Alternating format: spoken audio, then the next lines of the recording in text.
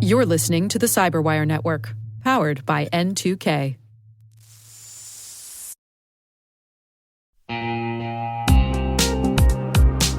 Hey everybody, Dave here. I've talked about Delete Me before, and I'm still using it because it still works. It's been a few months now, and I'm just as impressed today as I was when I signed up. Delete Me keeps finding and removing my personal information from data broker sites, and they keep me updated with detailed reports, so I know exactly what's been taken down. I'm genuinely relieved knowing my privacy isn't something I have to worry about every day. The Delete Me team handles everything. It's the set it and forget it peace of mind. And it's not just for individuals. Delete Me also offers solutions for businesses, helping companies protect their employees' personal information and reduce exposure to social engineering and phishing threats. And right now, our listeners get a special deal, 20% off your Delete Me plan. Just go to joindeleteme.com/N2K and use promo code N2K at checkout. That's joindeleteme.com/N2K, code N2K.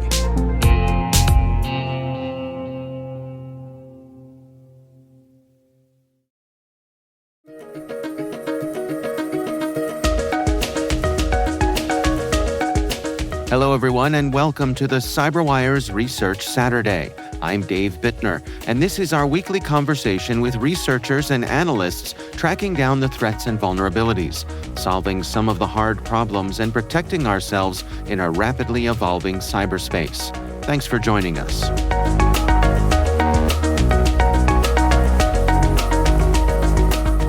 So this is how we discovered basically the execution of the InfoStealer, the NotLab Pile InfoStealer was executing actually on one of our medium-sized customers.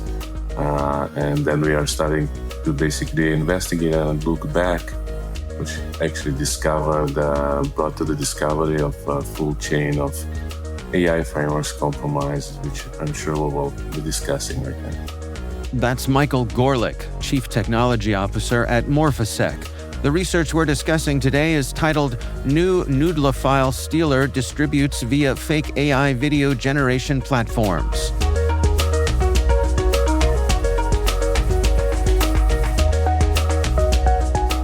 Well, let's dig into it together here. What exactly is a Nudelophile Stealer and what are its primary functions? Yeah, so this is very similar in a way to some of the other InfoStealers, though its delivery technique is quite advanced and relatively rare, in which it was delivered through Python in-memory with base 85 encoding, which is kind of very different from base 64. The stealer itself, I guess the history of the browsers, it can hijack and intercept wallet credentials and more. But it's relatively minimal in a way to possibly avoid a significant footprint on the endpoint. And how would someone find themselves with this on their system? How does it infiltrate someone? Yeah, so in this case, the delivery technique is quite advanced, and we are talking about a delivery. And in our blog post, we discovered just a delivery of an archive that was basically downloaded by the different victims, and this archive. And we'll get to the AI framework, but starting from the download portion, if you download this archive basically included different files like document, PDF, and others with additional hidden directory. If you download it actually today, you will see that there are quite a lot of still those AI framework sites that also deliver archives, but this time you'll find invoices and other type of documents that can resonate very nicely in the way of social engineering. But those files, the document PDF or the invoice PDF or any of the other content files are not really invoices or not really documents. They basically are an advanced archive files with a bunch of different executables, like we described in the blog itself, and with the modified headers to avoid basically simple scanning of those files and bypass existing solutions. So that eventually the first loader operation is the one to fix those headers back and eventually decrypt or unarchive some of the files by changing their names back from the PDF to RAR or zip or whatever, and then using a specific password, opening them, and get to execute the next stage operation, which are the Python compiled executables, which is also an interesting stage by itself. But really, we are talking about a significant archive with executables that are blown up of proportions of 150, 160, 170 megabytes, with many, let's say, advanced techniques.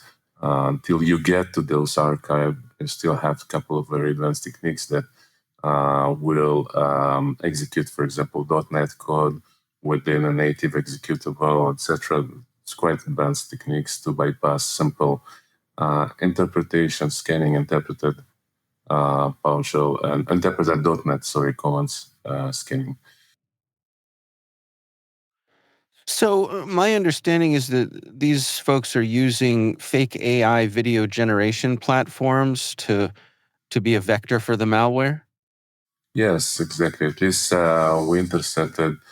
I think this was the most interesting thing. We intercepted a bunch of websites, but when were investigating those AI framework websites, Luma Dream, Dream AI, we got to a very popular Facebook pages. There are a bunch of those Facebook pages that are still very much active.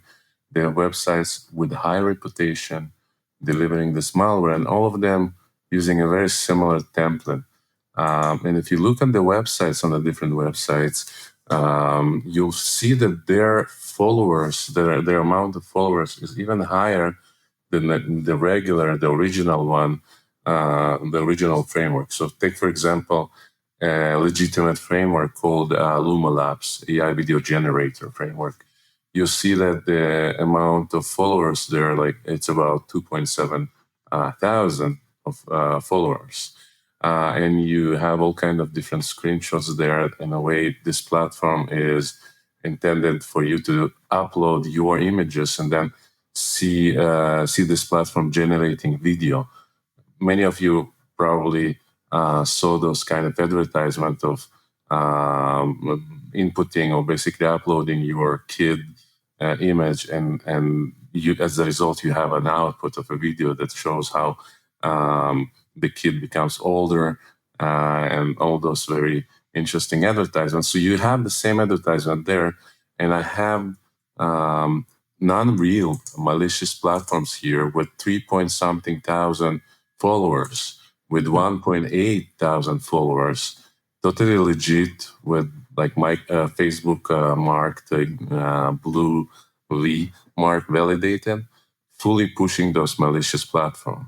And if you get to those platforms, the difference between those malicious platforms to the legitimate platforms is the fact that those malicious platforms just allow you to download those example of videos, let's call it like that, for free without going through all this signing operation, while the legitimate one is actually requires you to sign up for that thing. But if you go look even deeper and try to compare, okay, so maybe the SSL certificate are not good enough, maybe there could be some issues, and you'll find that both the legitimate and non-legitimate website are all using kind of very basic certificates like Let's Encrypt or something like that, of that form, which is funny, but not exactly, because of the increase of those platforms. Every second person creates something very cool today with using those AI tools. They go and sign their websites with the most basic certificate they can get to. And there is no concept of high reputation, low reputation anymore, right? Because all of them are low reputation, legitimate or non-legitimate. Since you get kind of to the point in which, hey, I don't know if it's legitimate or not, and I don't have anyone to trust if it's legitimate or not.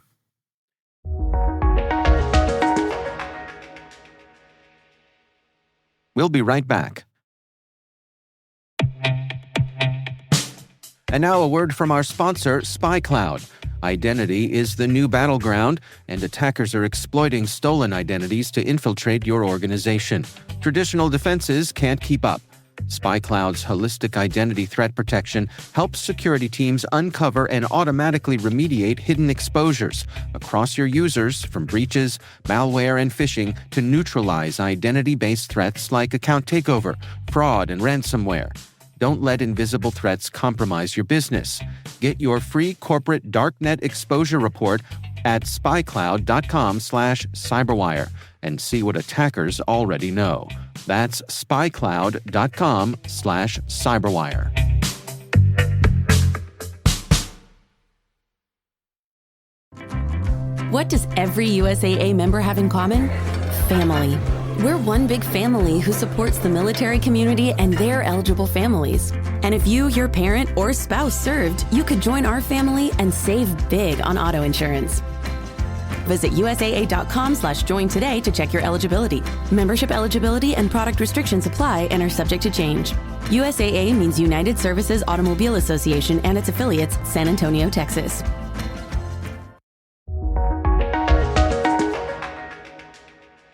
So what happens once I engage with this fake AI video generation platform? So I'm on Facebook, I'm scrolling through as you do. This catches my eye and I decide to play with it. What happens next in terms of it being able to take advantage of me and install the malware? How does it work? Yeah, so you get from one of those like Facebook advertisement in which you see some kind of a nice video, cool video. This leads you to a page with high reputation, advertising higher than the legitimate one. And at the core of the page, in the main part of the page, you have the link for the platform itself. Sometimes the link also comes from top buttons like "Learn More" to automatically forwards you, redirects you to that platform. As soon as you get to the platform in a way is very similar to the legitimate platforms you can find in other places. Very cool design, looks very professional, and many times leads to the same result of downloading some kind of archive file. So whether you upload your images, just trying to something for free, there are different control flows, let's call it like that, different flows that will lead to the same malicious file called script.js, JavaScript file, that eventually triggers the download of an archive. So you get to this download from different interactions with those malicious websites. It's always the same archive, and different websites deliver different archives. It's always an archive, though, and quite a heavy one, right? And then from obviously downloading the archive, you want to open it. And this archive, when you just look at the zip or unarchive it, you will see only one file. But essentially, this archive has a hidden directory which has all those malicious components. Now, if you use, for example, 7-zip and just open that archive without decrypting it, you will see that hidden folder. Most of the users, unfortunately, are not so sophisticated. They just open the zip and miss out on this hidden folder, which will be triggered by the executable. What about detection here? I mean, what sort of challenges do security professionals face when trying to detect and mitigate something like Noodlephile? Yeah, well, if it wouldn't be an archive that you would download, the detection would be simpler. You could detect that on the perimeter level. Many of the browsers and the Defender for Cloud and different very basic filtering capabilities to identify those advanced .NET overblown executables or misconfigured like RAR files. But the fact that you download an archive, the archive is very easy to hide artifacts within those archives. So as soon as it gets to your disk, it's actually quite challenging to detect by existing controls. So you need more sophisticated controls in place, like ours, for example, or you can implement, if you own a business, and you can allow yourself to implement hardening capabilities like application controls and others, which basically do not allow you just to execute anything. And even if your MP4 has some kind of allowing spaces that leads to an execution of executable, it still will prevent that. So it's really dependent on the organization. For the regular users or innovators or those that are just interested to download something cool from those kind of platforms, I would really recommend not to download archives. And if they get archives, just delete those. If this platform kind of downloads you an MP4, you will be able to trust at least your basic security controls that will identify that this is not an executable, it's an MP4, it's a video file. Your browser will not let you download executable without using a smart screen, which is the core technology that provided by Microsoft. But smart screen can be bypassed again by using archives. So, are there any particular technical elements of this that are worth sharing? Anything that caught your attention inside the malware itself? I mean, the malware itself really is one of the things that we identified as the way they use to decrypt the Python code itself. They use a combination of base 64 and base 85, which is quite rare. We saw those kind of techniques in some of the GitHubs that were correlated to Korean attacks. We did follow the OSINT and got to actors that are Taiwanese in this case, which is also a bit of a unique. We don't see too many Taiwanese attack on this scale. So there were definitely, if we are looking on the OSINT side, a couple of interesting points. But again, the base 85 decoding was, for me, if we are looking on the InfoStealer, the most interesting. The InfoStealer also, and many times, delivered in parallel with a RAT. In this case, it was the XWorm. Also delivered a very similar way by basically taking a base 64 and decoded that with base 85. This is double decoding. And then everyone knows what the XWorm RAT, obviously, and it's extremely persistent. And it's much beyond just stealing browser cookies, your history, and wallets. It's a persistent, fully capable malware that can execute remote commands. And I would say in most of the cases of this Nob-Hill delivery, we had that RAT delivered in parallel to the InfoStealer. So definitely you would like to validate your network outbound communication. You would like to validate your persistency steps, the regular run keys, the regular services if no new services were generated. Kind of the basic persistency validation, something that for sure I would validate.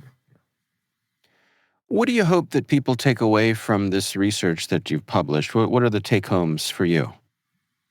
Yeah, I mean, we'll always have sophisticated malwares. This is our job, right? I'm doing it 25 years. And every time the hackers, the adversaries are innovate in a crazy pace. And with the AI, they innovate even faster. You see new tactics, new techniques all the time. At this moment, I'm kind of not concerned with regard to the super advanced malware, I'm more concerned of the delivery techniques, as probably was sound from my small lecture. This is the time right now in which it kind of reminds me the 2016 exploit kit times and the times when the WannaCry appeared. Very non-stable in a time where many new attack surfaces and new delivery techniques are possible. And it will take a year or two until security controls will adapt to this new delivery risk, and will find a solution to try and identify what is a legitimate AI framework and what is not. Until then, I would recommend people not to hurry and download anything from those AI platforms. Be extremely careful and validate everything that is downloaded and where do you upload stuff as well. Because many of them are generated by a simple person using the same AI tools that are available to anyone else.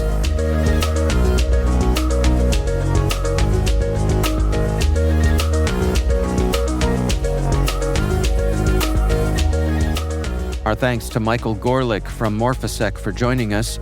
The research is titled New Noodlophile Stealer Distributes Via Fake AI Video Generation Platforms. We'll have a link in the show notes. And that's Research Saturday, brought to you by N2K Cyberwire. We'd love to hear from you. We're conducting our annual audience survey to learn more about our listeners. We're collecting your insights until the end of August. There's a link in the show notes. We hope you'll check it out. This episode was produced by Liz Stokes. We're mixed by Elliot Peltzman and Trey Hester. Our executive producer is Jennifer Eiben. Peter Kilpie is our publisher, and I'm Dave Bittner. Thanks for listening. We'll see you back here next time.